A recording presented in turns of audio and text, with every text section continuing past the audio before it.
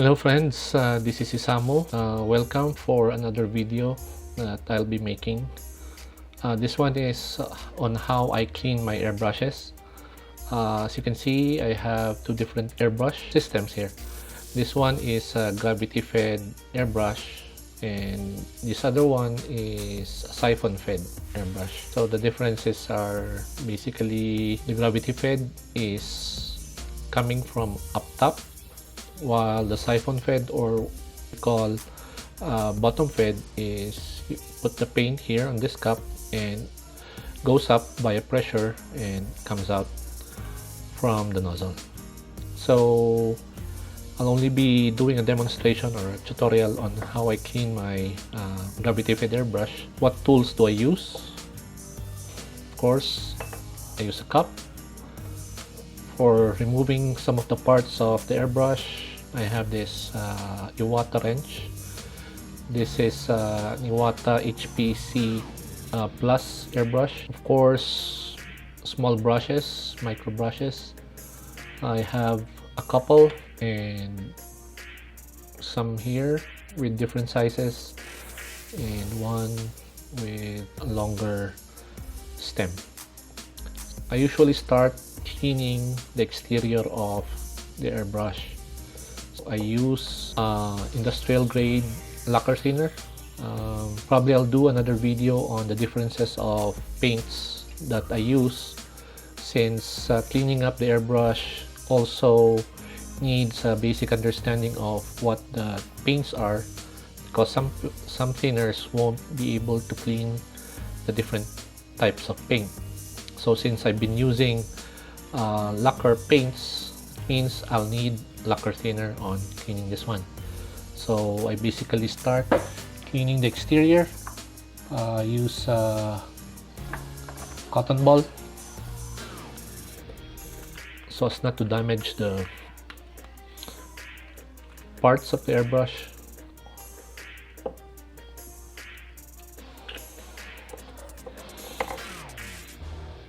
Cleaning the exterior is simple, as majority of the parts are easily accessible by using this cotton ball or any type of cloth there.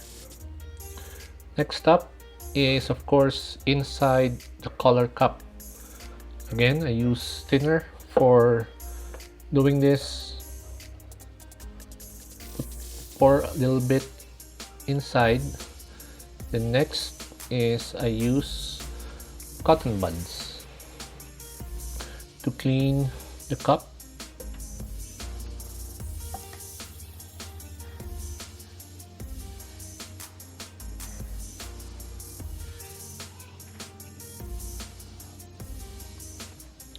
Then it's time to dismantle the airbrush.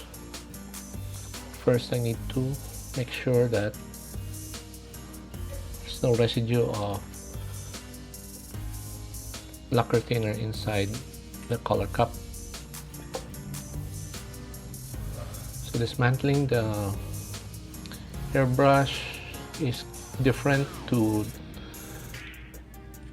depending on the airbrush that you're using. The dismantling may be different from what you are using. So I would urge you to look at the manual that comes with your airbrush, so that you'll get familiar with the different parts of the airbrush. The most important or delicate part of the airbrush is the needle. The needle, including the nozzle, as this is where the paint is flowing through when you pull the trigger. So I basically pull the needle slowly towards the back until the whole needle is out of the body. As you can see, there's paint residue on the needle itself. So again, I'll make use of a cotton ball to remove the paint on the needle. Make sure not to damage the tip. Once that's clean, make sure that you put it in a safe place so that it's not going to roll off your table and damage the tip. So going back to the body, let's now remove the nozzle, making use of the wrench supplied by the manufacturer.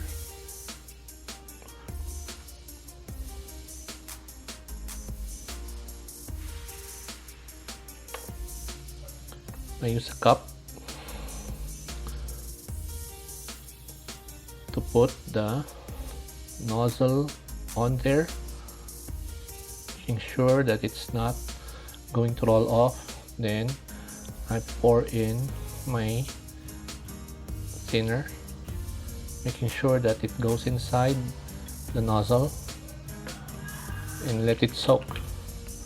If you have an ultrasonic cleaner, I believe that's going to be more efficient rather than just making sure that it's soaked inside that container.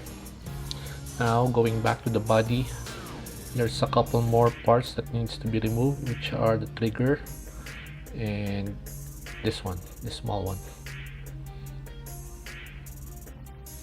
So I put this all aside and concentrate on this one, on the body itself. We've cleaned the cup. Next is the front part of the airbrush. So this is where the brushes come in. I try to put a finger in the front of the airbrush and pour a little bit inside. Then, making use of this dental brush, I slowly put it in, making sure that you're not forcing the brush inside, then do a scrubbing motion.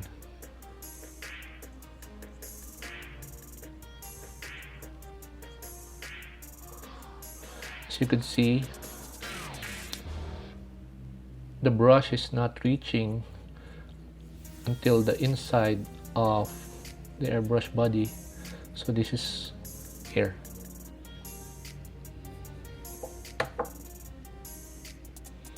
That's the hardened paint inside the airbrush.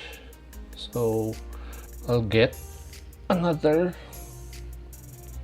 cup, put a little more thinner in there so that I could rinse the brush,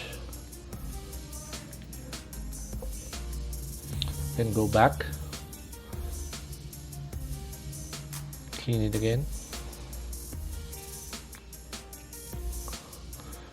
As you could see, there's no more residue being removed by this dental brush. So next I move on to the longer one. This is a Tamiya brand of cleaning brush.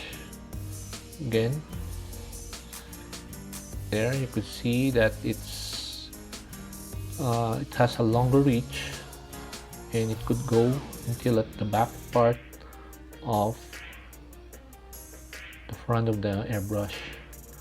Then there you could see that it's cleaning up some more of the hardened paint inside the body of the airbrush.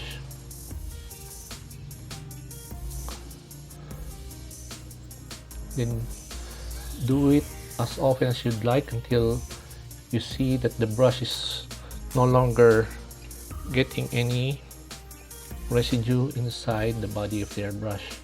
Sometimes I go back to the dental brush, I bend it a little bit, soak it with a little bit of thinner, then I go from the back.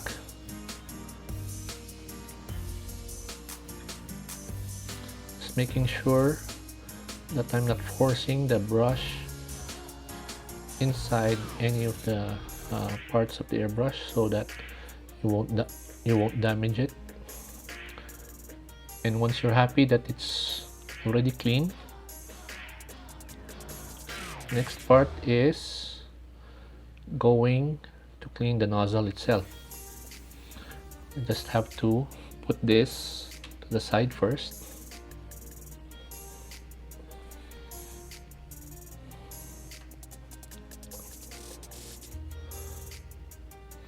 Next,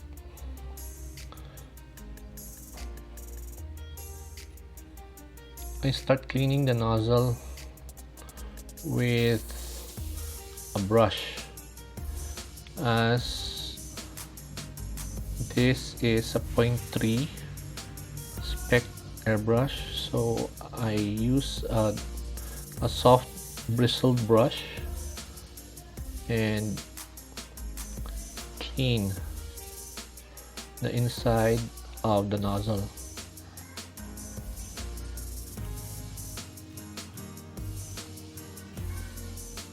Sometimes, if you're unlucky, there's gunk inside and it's very hard to remove. What I usually do is I just let it soak overnight. Of course, I'm going to put the nozzle inside a small bottle so that the thinner doesn't evaporate, and continuously soaking the inside of the nozzle. Then I'll come back the following day and clean it with a brush. Before, I was using cotton, but cotton sometimes leaves lint or small fibers inside, and that's the one causing the blockage of paint going out of the airbrush. So that's basically it. Then I'll just leave it to dry. Then I'll gather all the parts. But before that, I use a polishing stick. Here you could see that I've been using this technique for quite some time. What I do is I put the body of the needle on the coarsest side of this sanding stick or polishing stick, and sometimes if there's still dirt residing on the body, then it's going to show up here. It's good that this sanding stick has a white color so that you could see if it's still removing any of the dried up paint on the needle. Again, now I'm polishing the tip of the airbrush needle, making sure that I'm not bending it. Not too much force is needed, just slide it on there. Then once you're satisfied, I move over to the next grade of grit of the sanding stick, and then lastly to the finest. This one is the more this one is the one that polishes the needle itself. And once you're done, put it aside. My last check is to drag the tip of the needle on my finger, making sure that there's no sharp or a bent tip. You'll feel it when it's dragging on the skin of your finger. So this one is quite smooth, so this one is clean for me. Additional items that needs to be cleaned is also the tip of the airbrush. This is the crown. I usually use a cotton bud dipped with thinner, then I clean the cavity of the crown. Sometimes paint buildup besides the edge of the crown, and when air is blown towards the kit or the subject, it's gonna cause the built-up paint to fly and splatter on top of your model, making it ugly. Anyway, I'm cleaning it now, and one additional item that also needs to be done on the body of the airbrush, clean the front part. There's also an o-ring residing on this back part. A simple way of cleaning that is to make use of the same long bristled brush and scrub the back part. You'll see that the brush can go through and clean that back part of the airbrush body. So once everything is cleaned up, this is sometimes called deep cleaning, we can now assemble the airbrush back to its original shape. How I do that is, of course, doing the reverse of how we disassembled it, starting with this one. Make sure that when you press down on it, there's pressure, or that there's a tension that's pushing down the mechanism here, letting the air flow through when you push this trigger down, followed by this part. I'm not familiar with the name of this one. Depending on the airbrush that you have, some, even I, would recommend that you put the needle through the front part of the airbrush going backwards, but since the needle is bigger than the body or the hole where it resides, there's no way for us to push it in. So you'll see that the needle is through, going towards the front part. And when you see the needle outside, pull it back. Then that's the time where you get a nozzle back and slowly screw it in place. Go the other side.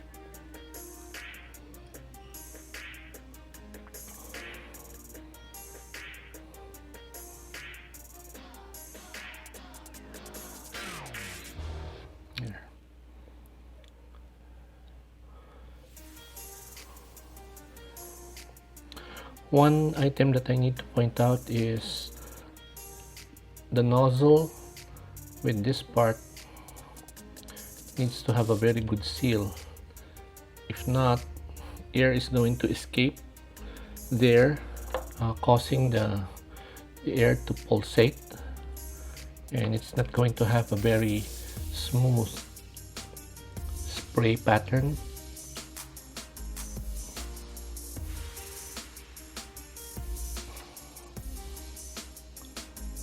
Once that's snug, then push the needle forward and see it's coming out. There. Don't push it too much. Don't want the nozzle to be damaged. So then go to the back part, assemble it again, followed by the spring, and the lock. Screw the lock in. Again, making sure that the needle is not pressed forward too much. Then you do lock the screw there and try to actuate it There.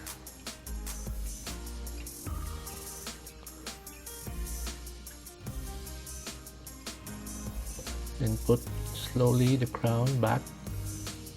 Screw it on. And the last part.